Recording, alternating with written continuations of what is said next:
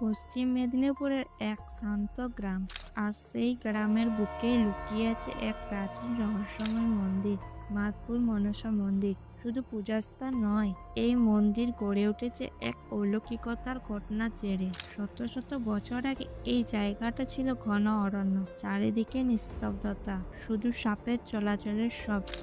কথিত আছে, স্থানীয় জমিদার এক রাতে স্বপ্নাদেশ পান। স্বপ্নে এক আলোর ছোটা এসে বলে, এই জঙ্গলে আমার আসন আছে, আমাকে প্রতিষ্ঠা করো। স্বপ্ন দেখে জমিদার ভোরেই লোক ডাকার আয়োজন করেন।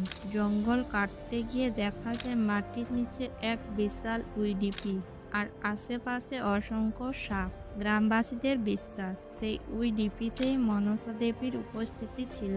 ডিপিটি নাড়ানো হয়নি, বরং তার ওপরেই তৈরি করা হয় একটি ছোট্ট মন্দির। পরে কংক্রিট দিয়ে